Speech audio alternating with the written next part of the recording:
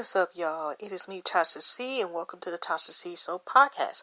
Shout out to my YouTube and my podcast fan for the support, hugs, and loves, and also hugs and loves to the people who will find me in the near future.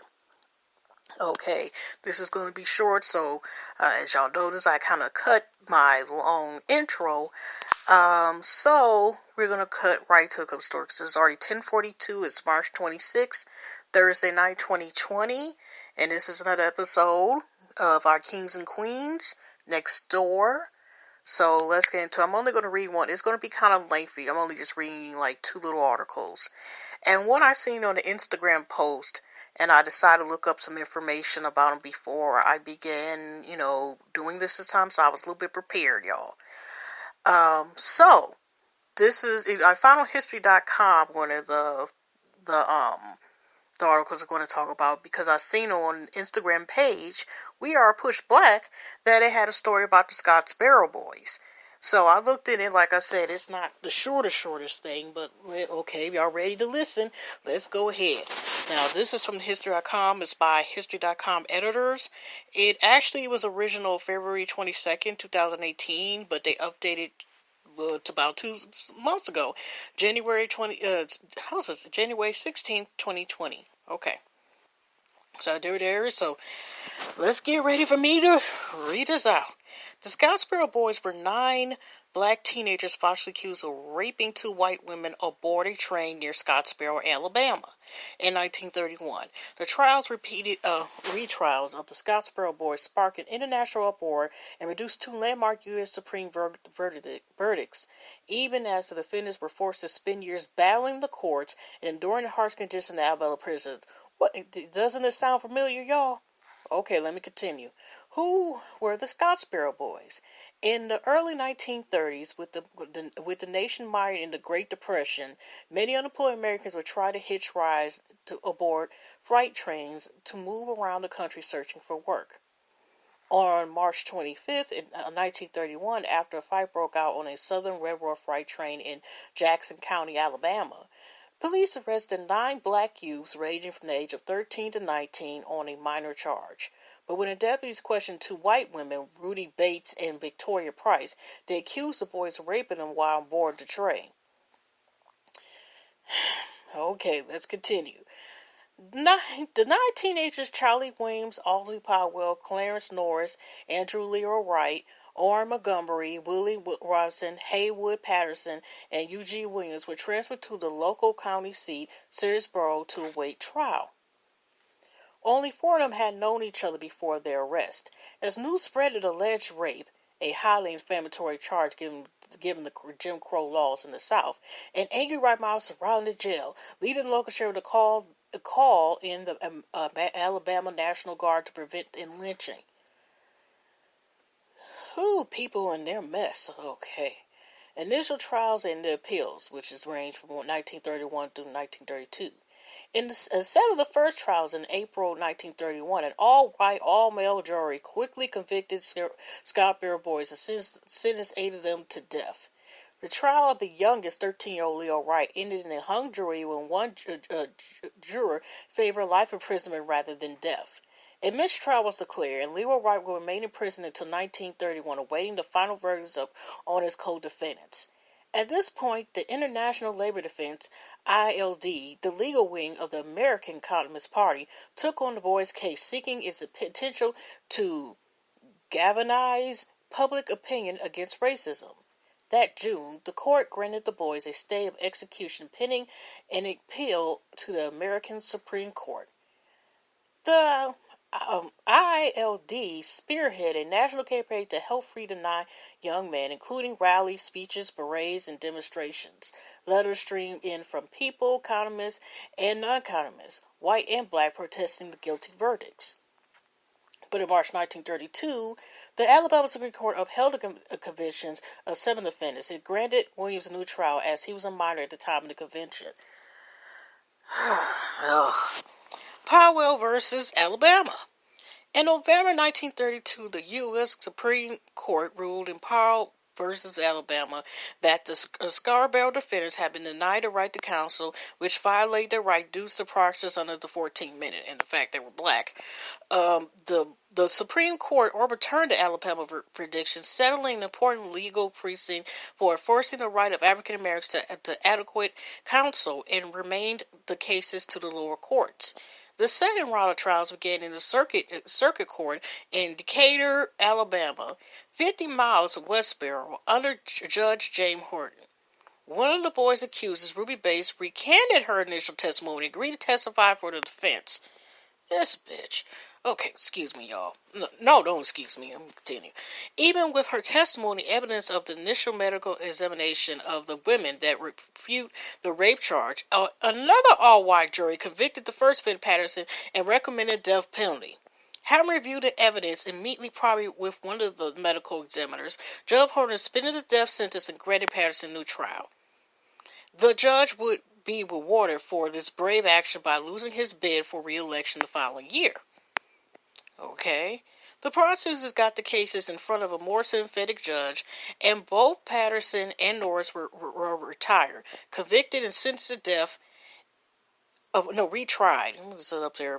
Retried, convicted and sentenced to death in late 1933. With Department of Defense Attorney Samuel Lubitsch arguing that the case for the ILD, the Alabama Supreme Court, anonymously denied the defendant's motion for new trials, and the case headed for the second hearing in front of the U.S. Supreme Court, Norris versus Alabama. In January 1935, the Supreme Court again overturned the guilty verdicts, ruling Norris versus Alabama and the systematic exclusion of blacks on Jackson County jury rolls. County Georgia rolls denied a fair trial to the defendants, and suggesting that the lower courts review Patterson case as well. In this second landmark decision in the Scoutsboro Boys case will help integrate future juries across the nation.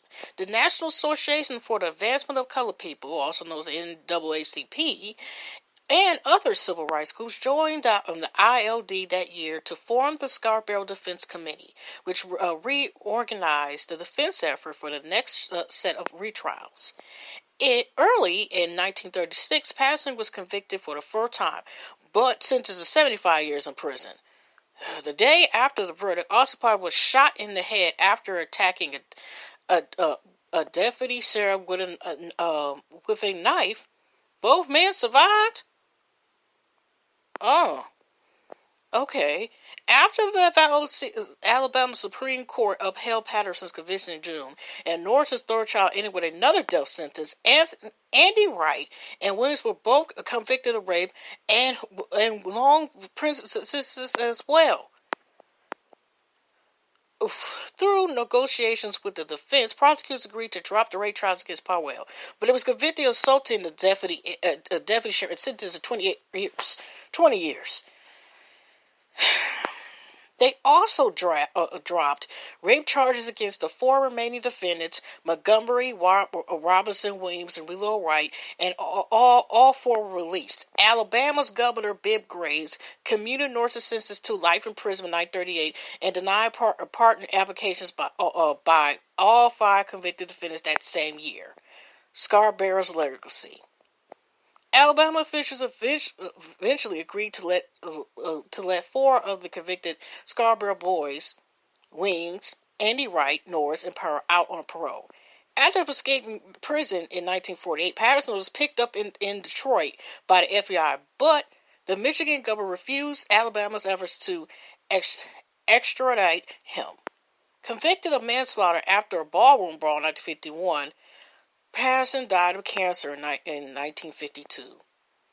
The trials of the Scarborough boys, the two Supreme Court verdicts they produced, and an international uproar over their treatment helped fuel the rise of the civil rights movements later in the 20th century, and left a lasting imprint on the nation's legal and cultural landscape. Harper Lee reportedly drew on the boys' experience when she wrote her classic novel To Kill a Mockingbird. I don't know if y'all had to read that book. That was a comic book in some high schools, but I didn't particularly read it. But okay. Oh, but that's interesting to know that. Let me reread this again because it was still part of a long sentence. Harper reportedly drew on the boy's experience when she wrote her classic novel To Kill a Mockingbird, and over the years the case has inspired numerous books, songs, feature films, documentaries, and even a Broadway musical. Clarence Norris, who received a pardon from the governor George Wallace of Alabama in 1976, will outlive all the other Scottsboro boys, dying in 1989 at the age of 76. In 2013, the Alabama Board of Pardons Paroles voted unanimously to issue postpartum pardons to Patterson witnesses and Andy Wright, bringing a long overdue end to the most notorious cases of racial injustice in U.S. history. This is sad, and still, even to this day, in some cases, we have known that this is not as common. Like, this didn't happen too long ago. Like I said, when they see us, and that's enough said right there. Just even with that case. Okay, y'all. Now, of course, I would go do this anyway, but I did find, like I said, I've been doing for the article I had read about, short article, but very powerful still, a couple days ago, maybe beginning of this week. I talked about the 7 most powerful African queens, and I've been trying to find more info about them individual-wise, so I actually found one on the 3rd queen out of the 7th, and this is from, I do cut up words, cattlefleurbon.com. Okay, and this particular podcast, I'll be reading about Queen Makeda. And that's going to be it, okay, for the day after I finish reading this article. Now, this was actually debuted or published May the 21st, 2010. Let's get started on Queen Medea, the true name of the Ethiopian queen, the wife of King Solomon of Judah. In 960 BC, the nation that is now called Ethiopia came back upon the center of the stage of history. Ethiopia was then represented by a queen, who in some books refers as Makeda. She is known to the world as the Queen of Sheba. In his book, The World's Greatest Men of Color, J.A. Roberts gives the description. Out the midst of 3,000 years emerges this beautiful story of a black queen who was attracted by the fame of a Judean monarch, made a long journey to see him. Maybe I'll try to see this book about the world's greatest men of color. Okay. Makeda, according to the lore and legend, is a mysterious majestic queen of Sheba, and the beloved king of Solomon of Judah. However, according to the Old Testament, she is portrayed as a chastised, unnamed queen of the land of Sheba, heard of the great wisdom of King Solomon of Israel, and journeyed there with gifts of spices, gold, precious stones, and beautiful wood to test them with questions, as recorded in 1 Kings 10, chapter 10, verses 1 to 13, 2 Chronicles 9, 1 through 12. It is related further that the queen was awed by Solomon's great wisdom and wealth, and pronounced the blessing on Solomon's deity. Solomon recuperated with gifts and everything else he desired, whereupon the queen returned to her country. Makeda was apparently quite rich, however, as she bought 4.5 tons of gold with her to give to Solomon. Okay, which is in 1 Kings 10:10. There is no hint of love or sexual attraction between Solomon and the Queen of Sheba. The two are distinct merely as fellow monarchs engaged in the affairs of the state. Okay, this is, this is not a footnote, but it's something close. Note that the Songs of Solomon, the shortest book in the Bible, only with 117 verses, are amongst the most beautiful odes to love between a man and a woman written. Makeda's name is never mentioned. Together they had a son, Monique who will become the first emperor of Ethiopia. Based on the text of Carbonarus, a royal chronicle applied in Abyssinia in the 14th century. This entity reestablished in the Samanic line. In 1270, with Emperor Yonko's declaration to be in lineal descent of Menelik, all succeeding Ethiopian rulers confirmed they had fulfilled. Okay, they actually had the words fulfill separate. Okay, and ruling rights of the birth to Yonko Anuak, and that means to King Solomon and Queen Makeda. In many versions of the Old Testament, in subsequent art, Queen Makeda was whitewashed.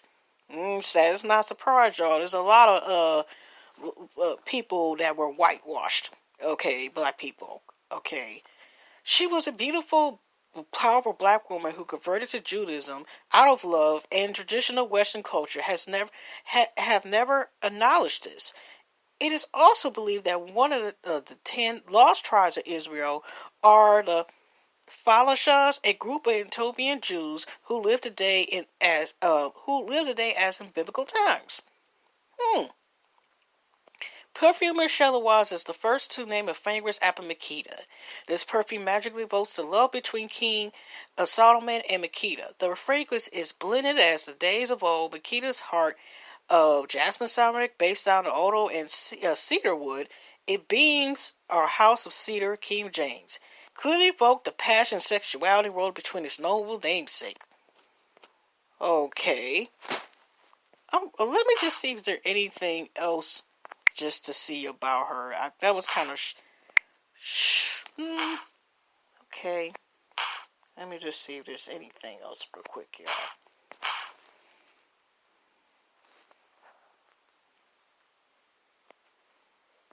Okay, this is Wetopia. Okay. Alright, Queen of Sheba was recognized as the figure mentioned in the Hebrew Bible. In the original story, she brings the camera gifts for the Israelite King Solomon. This takes a girl to go assist the Judaism, Alex and Ethiopian elaborations, and has become the subject of one of the most widespread and fertile cycles of legends in the Orient. Modern history identifies Sheba with the southern Arabian kingdom of Sheba, presenting Yemen. Queen existence disputed among historians. Okay, let's see if something else. Okay, the Britannic Encyclopedia. We're just going to try one more time and see. Because that didn't say anything about her being in Ethiopia. A Queen of Sheba, everybody's Ethiopia Makeda, flourished in the 10th century BC. According to Jewish and Islamic traditions, ruler of the kingdom of Saba or Sheba in southwest Arabia. In the biblical account of the reign of King Solomon, she visited his court at the head of camel caravan bearing gold, jewels, and spices. The story provides evidence for existing important commercial relations between ancient Israel and Arabia. According to the Bible, the purpose of the business was to test Solomon's wisdom by asking him to solve a number of riddles. The story of business as the Queen of Sheba is known in Israel. It appears in the Quran. Although she's not mentioned by the name, her story has been established by Muslim commentators. The Arabs have given her birth as a southern Arabian genealogy, and she's the subject of widespread of some legends. According to one account, Solomon have heard from a hope of one of his birds that birds in her kingdom worship the sun, and sent a letter asking her to worship God. She replied by sending gifts, but when Solomon proved unreceptive to them, she came to his court herself. The king's jinn, meanwhile, fearing that the king might be tempted into marry Buswis, whispered to him that she has hairy legs and the hoofs of an ass. Solomon, being curious about such a peculiar phenomenon, had a glass floor built before his throne, said that Biz, tricked into thinking it was water, raised her skirt to cross it, and revealed that her legs were truly hairy.